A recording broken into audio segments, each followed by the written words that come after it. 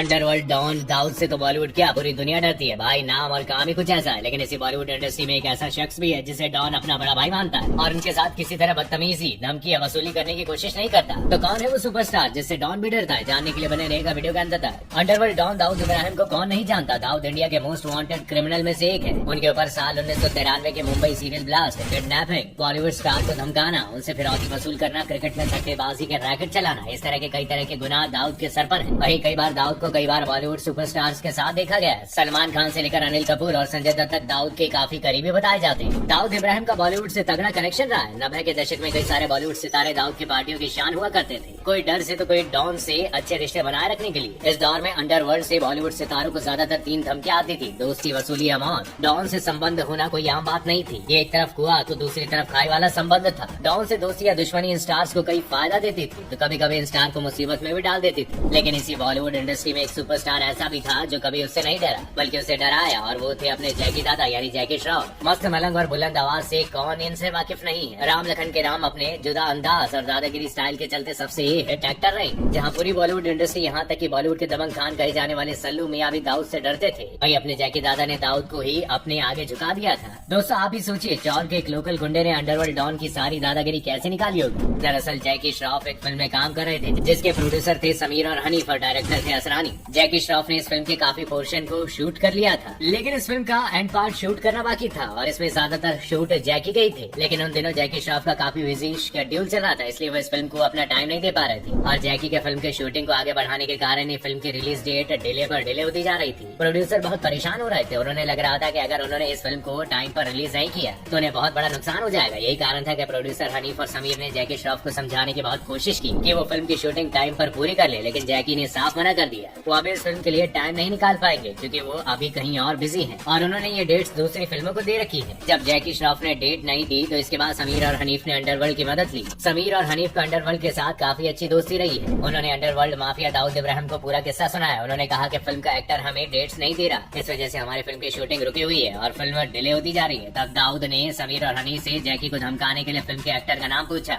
जैसे ही समीर और हनीफ ने एक्टर का नाम जैकी श्रॉफ बताया, वैसे ही नाम सुनते ही दाऊद ने ये काम हाथ में लेने से साफ मना कर दिया। दाऊद ने कहा कि मुझसे ये नहीं होगा। वजह बताते हुए दाऊद ने कहा कि जग्गू दादा को मैं तब से जानता हूँ जब वो 3 बत्ती सिग्नल पर लगा करते थे और तब से लेकर आज तक मैं जग्गू दादा की बहुत इज्जत करता हूँ और वो मेरे दोस्त हैं। मैं जग्गू दादा को नहीं धमका सकता हूँ, भले ही तुम मुझे इस काम के लिए कितना ही पैसा क्यों ना दे दो, मैं ये काम नहीं कर सकता हूँ। वेल ये वो दिन था जब समीर और हनीफ जग्गू दादा की पावर का अंदाजा लगा गए और उसके बाद उन्होंने डेट्स के लिए जग्गू दादा को परेशान करना ही छोड़ दिया। यानी कि उन्होंने जैकी पर ये छोड़ दिया था कि जब भी वो उन्हें वक्त मिलेगा तभी वो फिल्म का बचा हुआ पोर्शन शूट कर लेंगे। क्योंकि दाऊद से बात करने के बाद इन्हें ये बात क्लियर हो गई थी कि जब दाऊद ने जैकी को कुछ नहीं बोला तो हम क्या है। बता दें कि फिल्मों में आने से पहले जैकी श्रॉफ अपनी 3 बत्ती चौल में जग्गू दादा के नाम से मशहूर थे। उनकी एक गैंग हुआ करती थी जिसमें कई लड़के शामिल थे और वक्त पड़ने पर हफ्ता वसूली से लेकर मारपीट करने या किसी को धमकाने का भी काम किया करते थे। जग्गू दादा इस गैंग के सरदार थे। जाहिर है उस समय मुंबई में पनप रहे दादाओं के बीच में जग्गू की अच्छी खासी पहचान थी। उनका ये जान पहचान जग्गू दादा के तब बहुत काम आई जब वो फिल्मों में आए। उनका पिछला रिकॉर्ड देखते हुए कोई भी उनसे उलझने की जरूरत नहीं करता था। इसलिए अंडरवर्ल्ड दाऊद ने भी जैकी के पावर को माना कि जैकी का बैकग्राउंड किसी फिल्म इंडस्ट्री से नहीं है, लेकिन उनका स्टारडम आज भी किसी से कम नहीं है दोस्तों।